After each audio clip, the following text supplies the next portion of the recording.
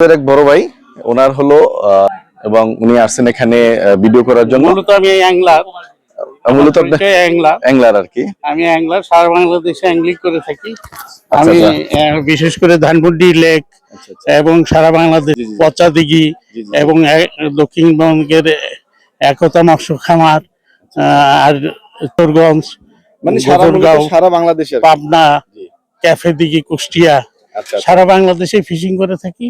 আচ্ছা, নদীমাতৃক দেশ বাংলাদেশ, জি, জি। কিন্তু আজকে নদী নালার যে অবস্থা, নদীতে পর্যাপ্ত সেরকম মাছ নাই, কারণ বন্যা হয় না।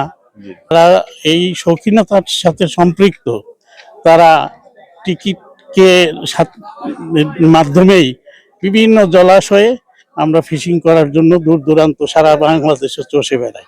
আচ্ছা, আচ্ছা। এটা একটা শৌখিনতা। জি। মাছ আমরা কিনেও খেতে পারি, কিন্তু এটা গেম। গেম। এটা সারা পৃথিবীতে একটি আউটডোর এন্টারটেনমেন্ট হিসেবে উন্নত মানের একটি গেম ফিশিং। জি, জি। এই ফিশিং গেমটা আনন্দ দেয়, মনকে প্রফুল্ল করে এবং সুস্থ বিনোদন। জি, জি, জি। আমি মনে করি যারা বয়োবৃদ্ধ আছে, ফ্রাস্ট্রেশনে ভুগে, তাদের এই মেডিটেশনকে সামনে রেখে মাছ, বড় মাছ শিকার করলে তার ঝুলিতে রেকর্ডে থাকে, রেকর্ড থাকে। সে আনন্দ বোধ করে যে আমি অমুক জায়গায়, যে যেমন আমি গোলাম রসুলগঞ্জ উপজেলা সিলেটে, এখানে যদি বড় একটি মাছ শিকার করতে পারি তাহলে নিজেকে খুব আনন্দ জি, জি। প্রফুল্ল অনুভব করব, এবং এটা রেকর্ড হিসাবে আমার স্মৃতি হিসাবে থেকে থাকবে। যাবে। জি, জি, জি। তো আপনাদের চ্যানেলকে ধন্যবাদ।